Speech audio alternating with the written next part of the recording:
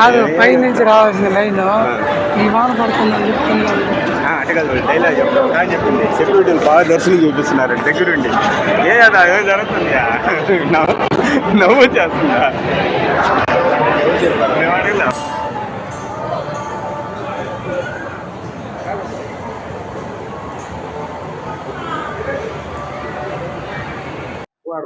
ఓం నమ శివాయ. కైలాసవాసి భగవాన్ శ్రీకాళహస్తీశ్వర శివ కరోతి నిత్య కళ్యాణం కరుణావరుణాలయ. శ్రీ జ్ఞాన ప్రసూనాంబ సమేత శ్రీకాళహస్తీశ్వర స్వామినే నమః.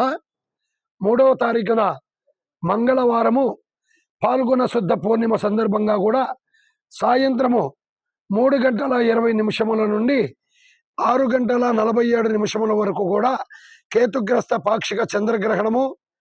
ఈ చంద్రగ్రహణము సందర్భంగా కూడా భారతదేశంలో ఉన్న దేవాలయాలన్నీ కూడా గ్రహణకాల సమయంలో మూసివేయబడతాయి.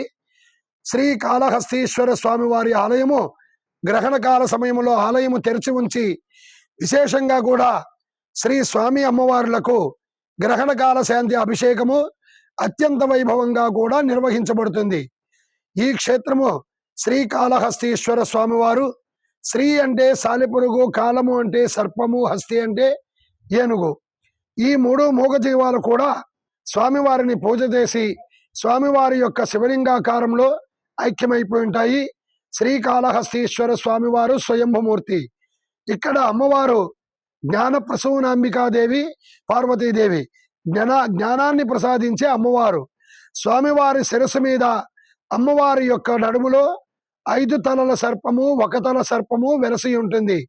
సూర్యగ్రహణమైన చంద్రగ్రహణమైనా కూడా గ్రహణాన్ని కబలించేది రాహుకేతువులే కనుక ఈ క్షేత్రంలో స్వామివారి శిరస్సు మీద అమ్మవారి యొక్క నడుములో 5 తలల సర్పము, 1 తల సర్పము వెలసి ఉన్నందువలన గ్రహణకాల సమయంలో విశేషంగా కూడా ఆలయము తెరిచి ఉంచి శ్రీ స్వామి అమ్మవార్లకు కూడా గ్రహణకాల శాంతి అభిషేకము అత్యంత వైభవంగా నిర్వహించబడుతుంది.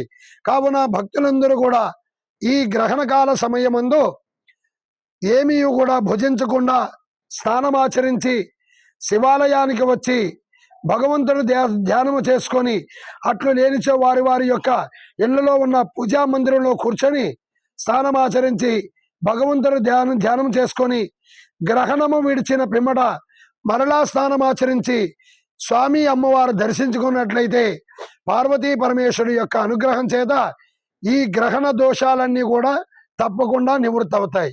ఓం నమ శివాయ.